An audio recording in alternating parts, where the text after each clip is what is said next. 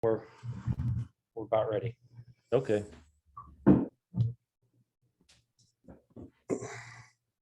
Sound good on your end, Kent? Yeah, we're all good. Hi, All right, I Coach. can hear you. All right, we're ready. Good morning. It's proud of our group, proud of our fight at the end. It was a hard fought game against two good teams. I think Ohio State had two of the elite playmakers, not just in our league, but in college basketball, and hard shot makers. But as we always do, this league is loaded with great teams and really good players. We just saw two of them, and now we get to move to Michigan, and we get a couple more. And so it's not time to hang your head. It's time to move on. And we last game with Michigan, obviously Hunter didn't play. He's one of the elite players in this league. So it's you can really kind of scrap a little bit of the what we saw in the last game, but they're shooting the ball better. Houston's playing better. They're a team that is very lethal in transition. They get a lot of threes in transition. We got to be dialed in and take that away.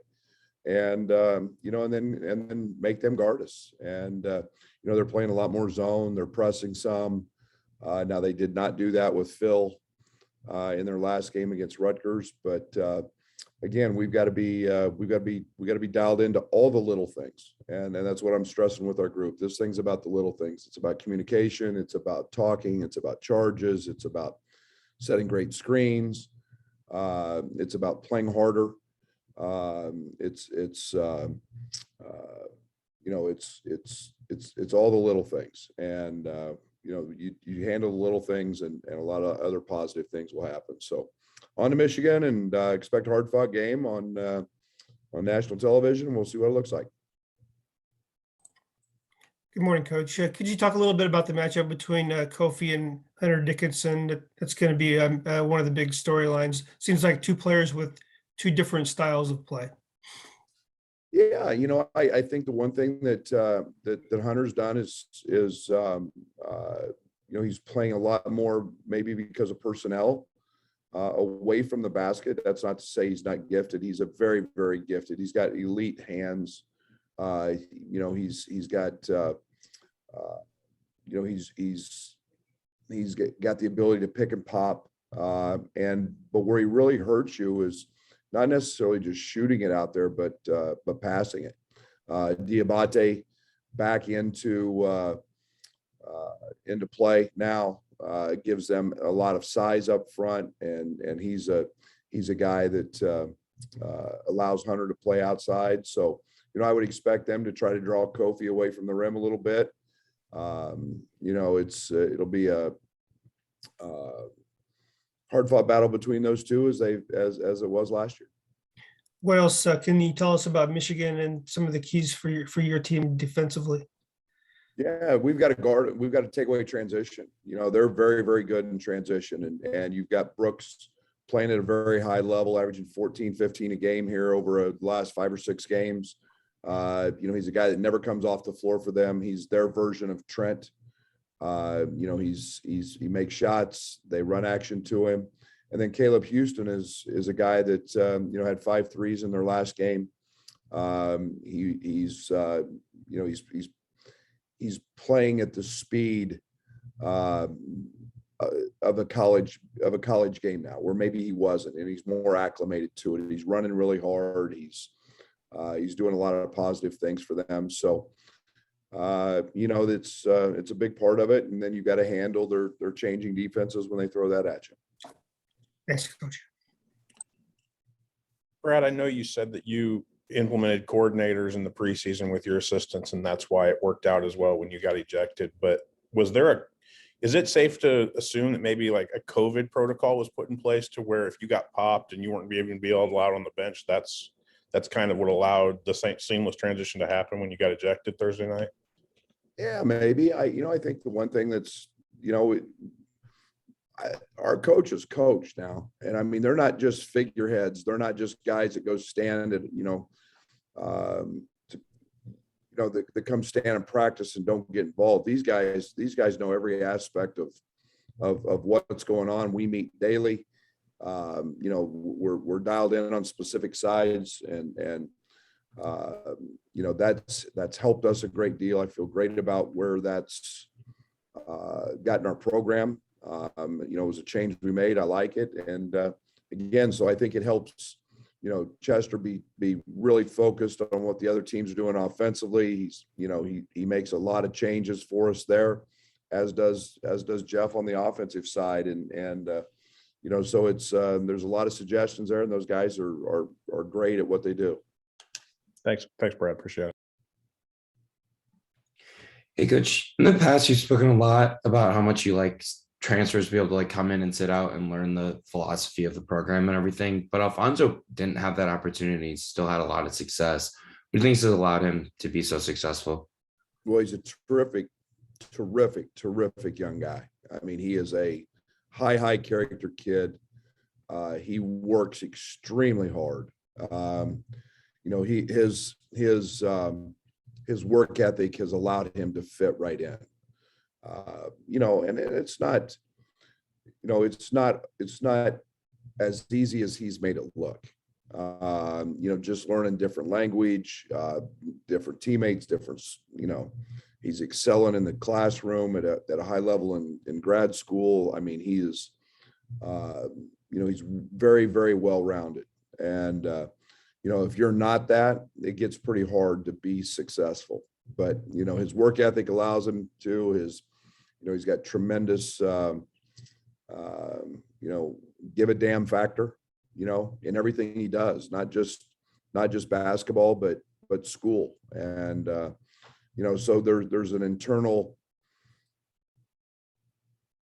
drive there that he has that's allowed for a lot of that. You obviously talk a lot about the need to get in the gym and do extra work, whatever. But when Alfonso was in the transfer portal, you're scouting any of these guys in the transfer portal. How do you, I guess, estimate or gauge whether or not they're going to be hard enough workers for your program and they're going to fit in that area? Yeah, I mean, when you make phone calls and then you dig deep, you find out. And we obviously had some connections and through his Puerto Rican ties, and you dig into those, you find out what he's about. You the shortcomings, the strengths, and you make a determination on whether those positives are more than the shortcomings, knowing you're only going to have them a year. And the biggest challenge is how much can you change and mold guys in a year. That's the hardest thing to do. That's why transfers, 1-year transfers are having the success he's had. You commend him because it's really, really hard to do. Hey, Brad, what are the, I guess, challenges and a new coach, but a temporary coach at Michigan compared to what you saw earlier? What do they do different with Phil than they did with Juwan, and how do you guys approach that? Well, I think we'll find out as we continue to go. The first game was they were pretty limited. You had 2 guys that were out that didn't play. He didn't play as much. You start looking at those guys' minutes, and I mean, they were all 35 to 40 minutes, pretty close. There wasn't a lot of change going on. They did what they do offensively. You're not going to reinvent the wheel. Phil's one of the most successful coaches in the history of the game. So, that's not like he hasn't slid over and been in that seat before. He's been there for a whole bunch of games. So, how the 2 guys coming back impact what they do, I don't know. We'll find out. It's kind of a crapshoot. But the biggest change is they didn't play zone, and they've been playing a good amount of zone in some previous games. And then, do you have a timeline on RJ's recovery, and what are the challenges for a freshman who was really starting to get his feet wet and find his groove, and now he's got to pause for however long? I don't have a timeline. He'll meet on Monday. I know that, back with the doctor in terms of, what his mobility was, what his mobility is able to start getting back to in terms of when you have a procedure done on your, in your stomach area, in your abdomen, you're not going to try to rush anything there. But he'll meet early next week. We hope we can start getting him moving again and see what that looks like. And, I don't have a timeline, but yeah, it's not easy. I mean, it was his time. It was his time to really start to be an impactful player. And, I made that comment, before the Michigan State game. I just felt like he was ready to be thrust into a little bit different role with some different expectations, and was excited about getting him going here as we head down the stretch of the season and the Big Ten tournament. But obviously you get sidetracked a little bit, and that expectation is not going to change. We'll see how he comes back and go from there. Thanks, Brad. Brett, does your relationship with Kofi allow you to be harder on him in a sense? He said he wants that from you guys. What do you have? Is that kind of like Io, where you can be harder on him after a game where he goes for 12-3? Yeah, very much. You can't have a very good program, in my opinion, if you can't coach your best players, and you can't demand more from them. And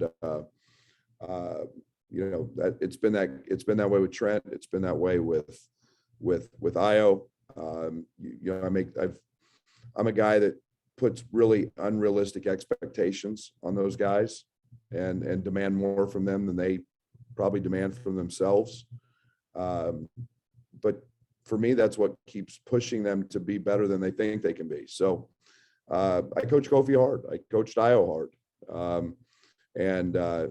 Great players are never going to truly be great players unless they can accept coaching and deal with it. And otherwise they slide back into just being a pretty mediocre player if they don't take coaching. That's my opinion. Yeah, Ben still in the protocol as well, Brad? He is. Thanks. Hey, Brad, you mentioned Thursday night just about how sometimes the offense has been Kofi overload and you're trying to get more guys into actions. Just how do you strike that balance, though, where you obviously want to get the ball to, National Player of the Year candidate, but, maybe that's not always going to be, the option. It's some of our best offensive sequences have been, obviously with Plummer and Trent going. You can think back to different games this year. The challenge is, in Ohio State's case, some of the defensive stuff that they did, to Plummer in the second half, taking some of that stuff away. And that's again why you've got to have multiple options. But we saw Jake step up. You score, 83 points or whatever. That should be enough to win. And Kofi missed 9 layups. So, he makes half those, and you're in a different perspective. But again, we're still trying to find that right balance. And I say that right balance, it's not to eliminate that dry spell. What creates that? And it's missed shots, it's a couple turnovers, it's missed free throw. We got a chance to go up 9, and Coleman misses a front end of a 1-on-1. We had DeMonte's flagrant foul, takes a possession away. All those things become momentum killers, and you've got to eliminate those, and you got to make those plays. I guess maybe how much of it is just the fact that it's late February and teams have had a season worth of film to scout, and maybe is it tougher to run offense now, maybe in the Big Ten especially? Well, every game's its own identity. You guys not like any of the shots Kofi got the first half? My goodness, those are the same shots he's made. I think, we got, Plummer made 8 threes. I think we got him the shots, that we felt good about. I thought Trent turned a few down. We played some 5 out late. midway through the second half. I love that with Coleman and some of those actions. And we got great looks. And truly, the only stop that they made late was the non-foul call on Trent at the end of the game, where he gets put on his head, and that was the only stop. So I think offense has been, we're getting the right shots. I really believe that. Yeah, thank you. Hey, Coach, you mentioned wanting Trent to be more aggressive. What do you want that to look like in terms of his approach? And then is it trying to run more stuff to get him going early, or is it, I know you said that he's maybe turned down some looks as well. I lost you on the back half of that, Derek. I know you said that you wanted to get Trent going. Is that maybe trying to run some stuff to get him going earlier? I know you also mentioned he's turned down some looks, or it's just a matter of taking those. Yeah, I just want him to take them. I want Trent thirsty to score. And when he's that way, Trent is the ultimate team guy. He's trying to do, he knew we had Plummer going the other night. He's running offense to get Plummer going. He's making great passes to Kofi. And yet they went under him twice on a ball screen. He's got to shoot those shots. And, we don't need to be saved by Trent in the last 6 minutes. And that's the only time he's looking to score. We need that. He needs to find that comfortable balance. And I talked with him yesterday about that. I know Coleman's becoming an important piece in general with his energy, but when you look at a like-sized guy at the 4 and Diabate, how important is he in this particular game? Huge. And Coleman's a guy that we can do different things with. Like I said, I mean, his passing, his ability to drive the basketball. He's finally learned a 2-foot jump stop. That worked out great for him in the Ohio State game and spray it, and he got fouled. And but defensively, he's a guy that the shot EJ hit was special. I mean, there's not 5 guys in college basketball making that shot over a 6'10" guy with lean and fadeaway. And that was elite defense on his part, just better offense. Thanks. Brad, you were clearly frustrated on Thursday. Have you chatted with anybody at the Big Ten about officiating in that game or a bigger discussion about it? I lost all that. I didn't hear anything about that. You were obviously frustrated on Thursday. Have you talked with anybody in the Big Ten about officiating either in that game or a larger discussion about it here? Yes. The last few days? Yes. I'll leave it between me and the office. Gotcha. If I could, one more, you had talked about, having just a couple curveballs in your pocket right now, be it RJ when he's back or Coleman or Luke. Well, it's kind of late to have that. What kind of advantage does that give you, or maybe even challenges to work some of those curveballs into what you guys have going now? I didn't quite catch all of that. I don't know if it's my signal or yours. You talked about having some curveballs on Thursday night, be it Coleman or RJ when he's back, to try to work those in now. I would imagine there's both some advantages, but also maybe some challenges and kind of figuring that out. Yeah, you double down on what you do really, really well. You want to keep doing those things. But it's I go back to, some of my earlier days, at SFA. Having a wrinkle, last year, evaluating last year, we didn't play in the short pocket enough. We were, and that was more limited because of Georgie and Kofi's abilities and what we were committed to and just rolling all the time. Coleman gives us that. RJ gives us some ability to play open. You put Curbelo in an open court, and those are all things that can be very positive for us as we move down the stretch and stuff we've been working on in practice. Thank you, Brad. Brad, you mentioned Kofi, but is there a way to get him to play meaner in a sense? And I don't mean like hurting somebody, but in a sense, bigger people like him tend to play subconsciously like I'm going to hurt somebody and kind of get him out of that mentality. And you asked, dude, I like the shots he took. Yeah, but I would have preferred he dunked the ball a little bit more instead of lay it up. Is that a conversation that's happened? Matt, you can set my conversation. That's what the hell I told him. You know, it's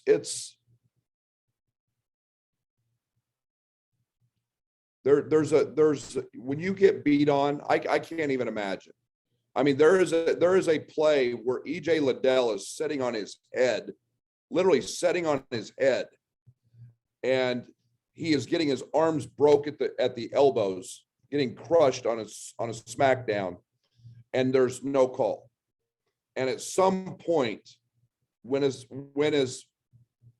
you know, I mean, he literally says it all the time. I feel like I could kill somebody every time if I just pivot. And yet, you know, he makes one pivot the other night, and again, it was an offensive foul. It's so hard to even tell him what to do. The main thing we've tried to stress with Kofi for 3 years is just maintain your composure, and don't let that happen. And yeah, you know, do you need to play angry? Probably a little more. I don't know. I'm at a loss. I don't know what to tell him. And you know, when we get it called like it was last night or the other night, where there's, you know, he brought the ball down. Some of them were probably clean, but you know, some of those were just not. And he's got to play more, you know, in a more violent way. Thanks, Brad. Coach, you talked about striking a balance with Trent. Seems like a pretty big thing with the Curbelo as well. How do you balance Andre's ability to go get a bucket, you know, with the ball in his hands, with the need to move the ball and operate within the structure of the offense? Bello was terrific the other night. He was terrific. He played great. And again, it's you know, a lot of it is goes back to a little bit of what we did with Io, you know, and it's you know, Io could go get a shot anytime he wanted. All we had to do is put him in a ball screen. You know, Curbelo can go make a play anytime we want. All we have to do is put him in a ball screen. We have to choose, you know, when to do that. The coverages that we see from other teams determine that, and you can't go multiple possessions without other guys touching the ball. And that can happen very easily when you start ball screening all the time. And if you know, that's the challenge. So you've got ball screens, you've got continuity, you've got mass movement, and we run all of those things so that everybody can stay involved. And yet you've got a guy with a great gift in Curbelo who can go get one anytime and get in the paint every time. And you know, it's basically he makes the right reads most every single time. One more quick one, if I could. What'd you think of watching the tape? What'd you think of Luke Goody's play against? Great, terrific, tough as nails, chased balls, had a 3 go in and out, gritty. You know, he's got a great knack of chasing the basketball. We need his rebounding. He played great defense, a couple possessions on when he was matched up on EJ. Terrific. A+. Thank you. Brad, if I could Yeah, get hey, one. Coach, I guess kind of a different angle here. I know you always appreciate the Orange Crush's support and them making noise and everything, but Coach Holtman said something after the game about things that were being said at one or two of his players, and EJ Liddell sent out a tweet yesterday. Is there kind of an importance of them striking a balance with not crossing a line with things that are said or not said? Yeah, I didn't know anything about that until obviously there was stuff said. You know, I think that it's obviously a small percentage. We got a great home court. The one thing I, you know, personally don't do is ever comment about another person's crowd. I think that we've got great fans, and we want to be we want to be as classy as classy can be, and still be the best fan base in the country. And if one or two or a small percentage carried that across, that's not us. That's not who we want to be. It's not what we're about. But you know, we've got the best fans in the country. I say that all the time. And you know, he's a terrific player. And if something was said, you know, my apologies. I didn't know about it. But you know, again, I don't comment on anybody else's either. So I'm a pretty easy target. Brad, if I could just kind of a random one here, and I know you have 3 guys in the 22 class, but Ty's obviously in state and they're making a run here a little bit in the postseason. I'm sure you've seen stat lines and game film. What have your impressions been of what you've seen out of him this year? Oh, pretty good. What is there not to like? There's nothing not to like. He is do it all. He's one of the best. I think he's one of the best players in the country. I think he's one of the most ready players in the country. Physically, passes it, IQ, athletically, great body. Yeah, and he's been pretty good. Makes me smile. Thanks, Brad. All right, Coach. Thank you so much for your time this morning, and then we'll hold on till Derek gets Plum on here in just a moment. Thanks, Coach. Thank you.